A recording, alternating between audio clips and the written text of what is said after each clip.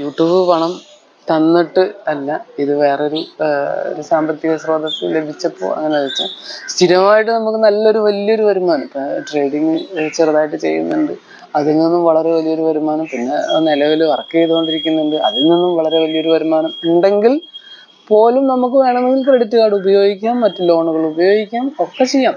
പക്ഷെ അതൊക്കെ എന്താണെന്ന് വെച്ചാൽ കൃത്യമായ രീതിയിൽ അടച്ചു പോകണം. ഇപ്പം നമുക്ക് തന്നെ അനുഭവമുള്ളതാണ്. നമ്മുടെ ഒരു ആളെ പേരൊന്നും പറയുന്നില്ല, സ്ഥാനം പറയുന്നില്ല, നമ്മുടെ ഒരു കാരണവർ ഈ പറഞ്ഞ പോലെ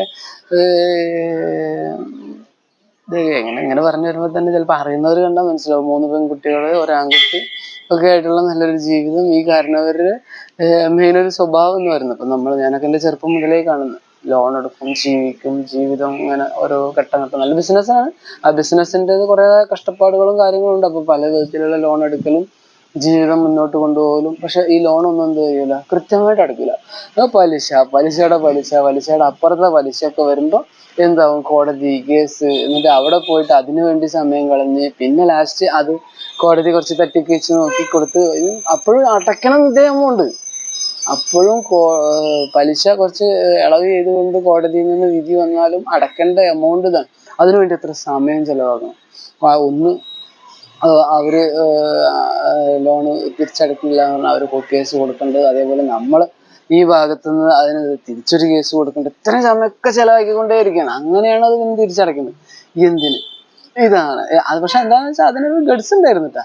മാക്സിമം ലോൺ എടുക്കാനും അടയ്ക്കാതിരിക്കാനുള്ള ആ ഒരു ഗഡ്സ് അദ്ദേഹത്തിന് ഉണ്ടായിരുന്നു. പക്ഷെ അത് ജീവിതത്തിൽ അവസാനം ശരിക്കും വമ്പൻ നഷ്ടമാണ്. കാരണം ആളുടെ മരണശേഷം ആളുടെ ബാക്കിയുള്ള സ്വത്തൊക്കെ ഇങ്ങനെ ശരിക്കും പറഞ്ഞു കഴിഞ്ഞാൽ നമ്മുടെ സ്വത്തുമായിട്ട് ചെയ്ത് കിടക്കുന്ന സ്വത്ത് തന്നെ.